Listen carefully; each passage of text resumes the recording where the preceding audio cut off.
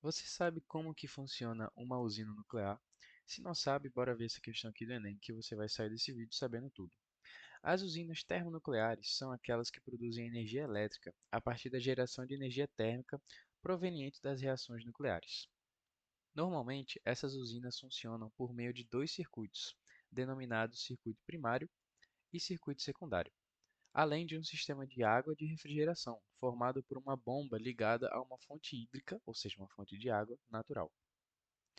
Aí ele fala aqui: durante a operação da usina, se o sistema de água de refrigeração funcionar de forma ineficiente, ou seja, sem eficiência, de forma problemática, pode causar poluição térmica, comprometendo a vida no ecossistema aquático. Aí ele vem e pergunta no comando: para o sistema aquático, né, o ecossistema aquático, a ineficiência do sistema de água de refrigeração tem como consequência o quê? Beleza. Antes da gente ir direto para as alternativas, vamos relembrar um pouco o que que acontece dentro de uma energia, dentro de uma usina nuclear, certo? Para a gente saber ao certo o que que vai acontecer aqui. Lembrem que dentro desse reator você tem pastilhas de urânio, certo? Essas pastilhas de urânio, elas são radioativas e por conta disso elas vão emitir partículas e energias radioativas. Essa emissão de radiação faz com que emita também energia térmica, certo? Por conta da conversão energética. E essa energia térmica vai, consequentemente, aquecer essa água, aqui simbolizada como amarelo, né, dentro desse reator. Essa água amarela é aquecida, então, e vem de forma pressurizada, por conta desse pressurizador, passa por esse caninho e troca calor aqui através desse caninho amarelo, ela troca calor com essa outra água que está em um outro sistema, aqui nesse circuito secundário. Esse circuito secundário tem uma água separada, tá? Isso é importante, porque essa água amarela, pensa em amarelo como se fosse algo perigoso, certo? Algo muito quente, algo perigoso, porque é radioativo. Essa água amarela, então radioativa, não entra em contato com essa azul que está ali fora, porque senão poderia contaminar. Então, essa água azul que está aqui fora vai ser aquecida e somente aquecida, não entra em contato, e esse vapor de água, por conta da temperatura de ebulição atingida, faz com que ele venha de forma muito pressurizada, passe por esse caninho e chegue nessa turbina. Vou até pegar uma cor vermelha para vocês entenderem que esse vapor está muito quente. Então, esse vapor sai daqui muito quente, porque já atingiu a temperatura de ebulição, passa por essa turbina daqui, que é como se fosse uma estrutura circular que gira, e essa energia de movimento, que a gente chama de quê? Energia cinética, vem e passa, né, passa por essa turbina e gera eletricidade através, né, por meio, por intermédio desse gerador elétrico. Porque lembrando, qual é a função de um gerador elétrico? Se você tem um gerador, ele vai pegar qualquer energia que existe na face da Terra e vai transformá-la em eletricidade. Por isso que o nome do bicho é gerador elétrico. Tudo faz sentido.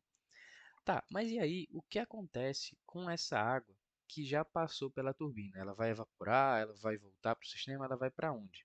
Bom, ela passa por um tanquezinho que a gente chama de condensador. Dentro desse condensador, você vai ter um sistema de canos que puxa uma água fria de um rio, de um lago ou do mar, que seja próximo a essa usina, e essa água fria tem o principal objetivo de justamente resfriar essa água muito quente, vou botar até de vermelho, que está dentro do condensador. E por que que o nome é condensador? Porque dentro desse tanque você vai ter justamente o vapor de água que passou por essa turbina. Lembra que a água não está líquida, a água está vaporizada. Então essa água fria, quando vem, obviamente fria, ela vai ganhar calor desse vapor e o vapor, obviamente, vai condensar. Vai literalmente chover dentro desse tanque. Deixa eu apagar aqui. Pronto. E aí o que acontece com essa água que virou líquida novamente, ou seja, que condensou? Ela vem para esse tanque de água de alimentação, é bombeado por bombas, obviamente, e vai subir para reiniciar o ciclo. para depois virar vapor, vir para a turbina, girar a turbina e gerar eletricidade. Bom, esse daqui é o funcionamento básico de uma energia, de uma usina nuclear, foi mal. E aí, o que que vai acontecer aqui? Você já gerou a eletricidade, está tudo tranquilo.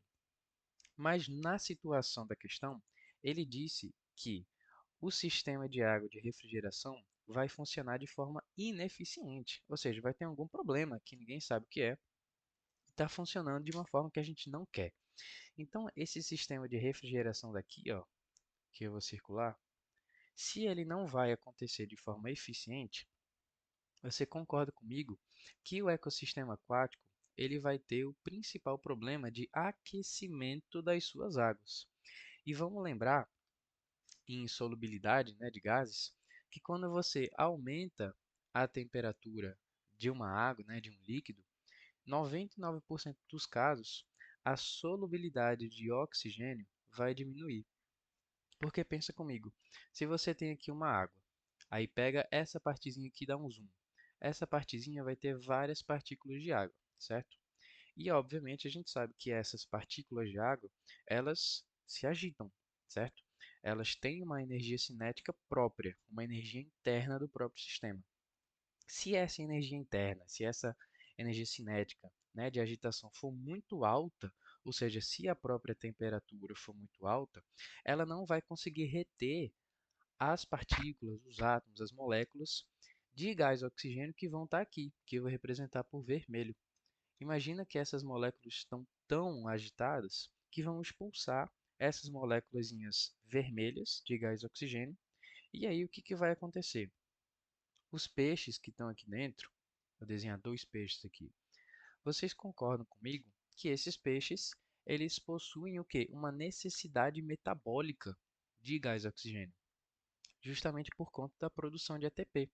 Eles fazem a mesma respiração celular que a gente.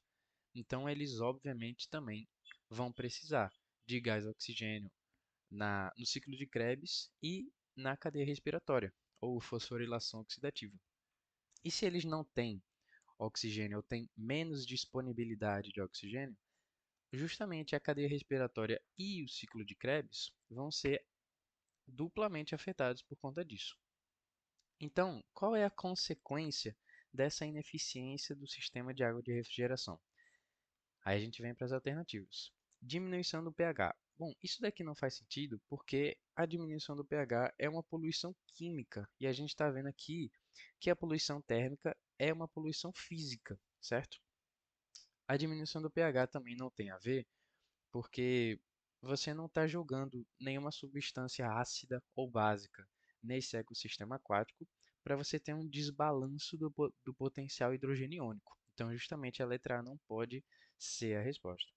Letra B, liberação de gases poluentes. Gases poluentes são um problema, né? A liberação deles são um problema em usinas termoelétricas, né? Que você usa combustíveis fósseis, como carvão. A queima do carvão libera CO2, libera óxidos de enxofre, alguns óxidos de nitrogênio e podem até gerar chuva ácida. Então, esse daqui é fuga ao tema completamente, não tem nada a ver. C.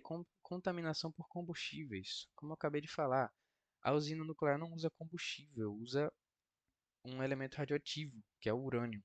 Tudo bem que ele é um combustível, mas aqui ele está dizendo combustíveis como se fossem carvão, petróleo, gás natural, xisto.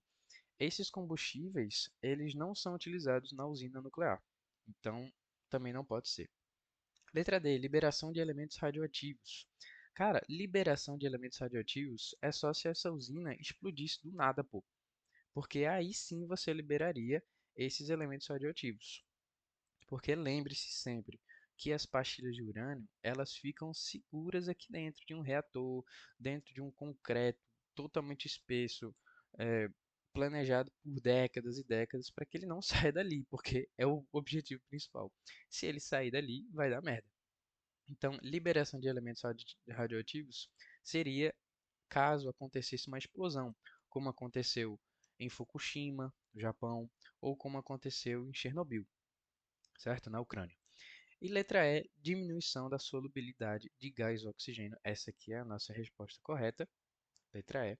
Justamente porque quando você aumenta a temperatura de um ecossistema aquático, as moléculas dele, né, as moléculas de água, vão ficar tão agitadas que vão começar a expulsar os gases que já estão dissolvidos, né, os gases oxigênio, e a própria solubilidade desse gás oxigênio vai diminuir, justamente por conta disso. Daí você vai ter todas as consequências metabólicas para os peixes e para os outros organismos que ali vivem, e você vai ter uma morte geral da fauna daquele ecossistema aquático, por conta da poluição térmica.